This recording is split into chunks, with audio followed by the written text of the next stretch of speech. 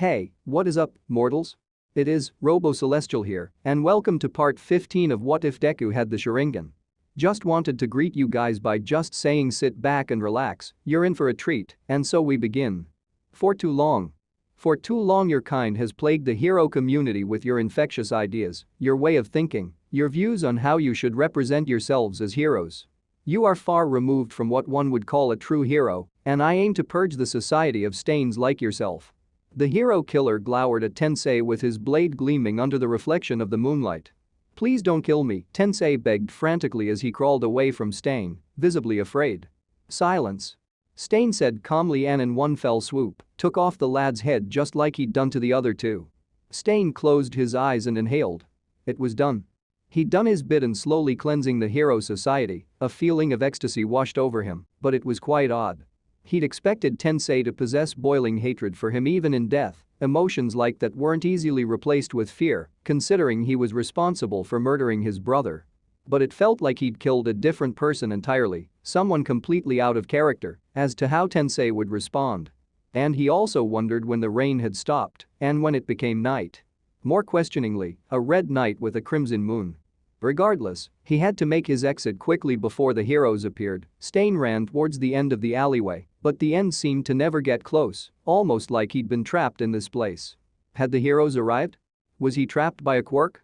He didn't know, but he felt something else, tingling cold touches peppering his skin almost like rain, but for a fact it wasn't raining. What was going on here? The vigilante wondered. The world for him was in stasis. Midoriya didn't dare move or breathe heavily. He just held up his position like a mannequin, his right arm up, a steel blade embedded in it, and at the other end, the hero killer stayed frozen trapped by his illusion. Pain ravaged his being, but he held it in. He knew one slip up would break his hold on Stain. When casting an illusion, Midoriya was basically overwhelming his target's will and inducing what he wished upon them. Most times his victims unaware and unguarded would fall easily. But for someone like Stain, well-trained, always on guard, it felt like his will was resisting the illusion, slowly breaking it. The rain didn't help matters, the droplets hitting Stain and the noise of it all were factors that could easily aid in breaking the illusion. All he could do was hope he could break out of Stain's quirk before Stain did his. Even under the rain, Midoriya felt himself sweating in fear as he stared down the enigma, Stain.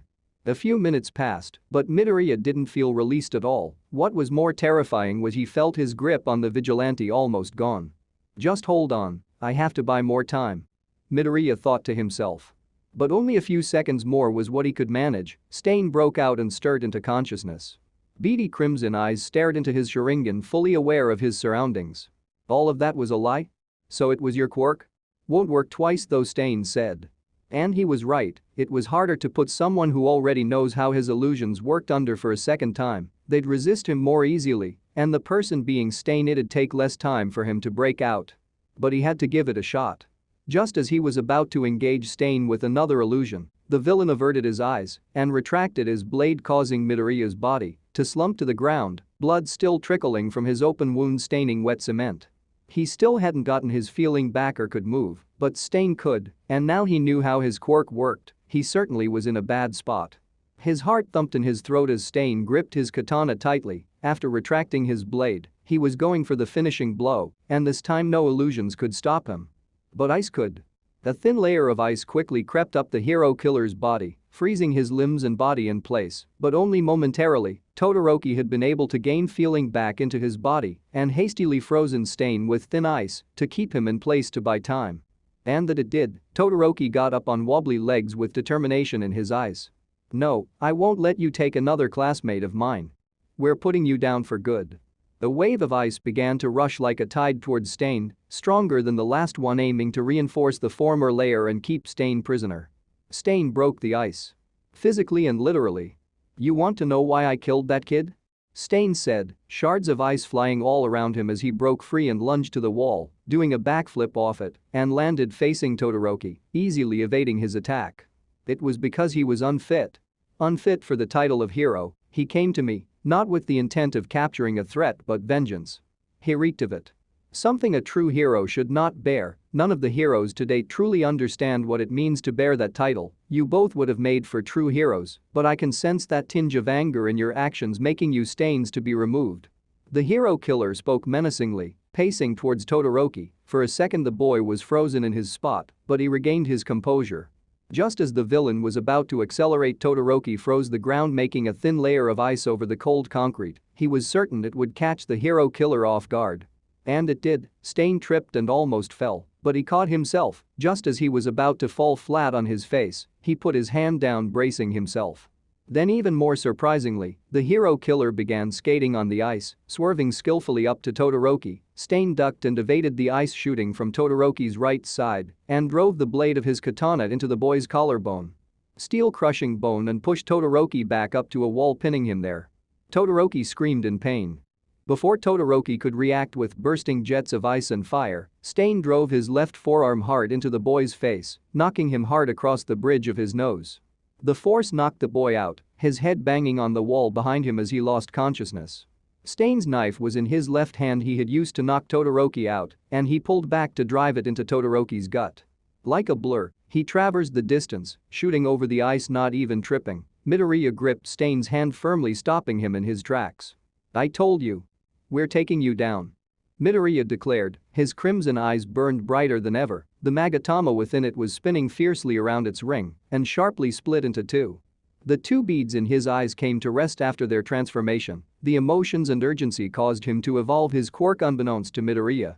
The shocked Stain turned to look straight at the boy. His grip was so firm and powerful. His eyes were like glow sticks, fierce and bleeding out from the dark scene the rainy skies painted in the alley.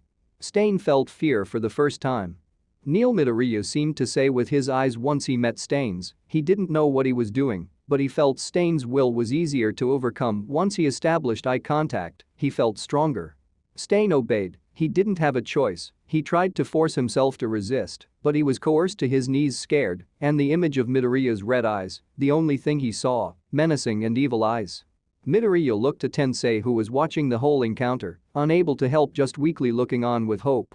He could tell Tensei knew the battle was over, and he felt this wave of relief wash a bit of his guilt just like the rain did. "We did it, Lita," he whispered to himself. Then his eyes began to heat up. They watered and hurt like he'd gotten soap in them. Midoriya cringed and gripped his eyes, moaning. All his pain hit him like a truck, the knife wound, and his eyes throbbed unbearably. He deactivated his quirk, breathing hard. To restrain Stain, Midoriya stressed, breathing hard. He released Todoroki and propped him up against a wall and bound the still stunned Stain with ropes before his paralysis would undo. And then Midoriya plopped down to the wet ground, panting and waiting for help. Not too long after help arrived, but Midoriya was out cold. He had taken away all Stain's weapons and tied him so tightly the villain couldn't escape. The two students and Tensei were rushed to the hospital. The nomas rampaging in the city were cleaned up easily, given that a large number of heroes had gathered at one place for a funeral. The pros worked together and brought down the threats. Midoriya sat upright in his bed. Beside him, All Might sat on a stool, worried for his protege. After cooling down, All Might had lunged into action, taking down the numerous nomas that plagued the city. He didn't have time or enough information to know where Midoriya was or the fact he was fighting with the hero killer. "What you two did was reckless and uncalled for. You should be lucky you didn't get hurt," All Might said, chiding his student. "I know, All Might, what we did was wrong, but with all due respect, I wouldn't change anything I did. I was getting closure for Lita," Midoriya said to All Might with a somber tone, his head bent down while he stared at his hospital sheets. "I learned and grew a lot from that battle, All Might. Like what you said earlier, I evolved my quirk and did things I never did before today. Midoriya's words were cut short as Aizawa entered the room. "So you think you're heroes now, huh? Without licenses or your costumes, you ran straight to a villain while your classmates were evacuating." Aizawa spoke, visibly angry. "Do you even understand the implication of your actions? The news is already carrying terrible headlines thanks to the two of you," Aizawa continued. "But if we hadn't gone, Tensei would have been killed before the other pros arrived. We were just trying to help." Midoriya's voice went quiet as he went mute, gripping his sheets. They were trying to act just like how the heroes looked up to did, but now he was being scolded.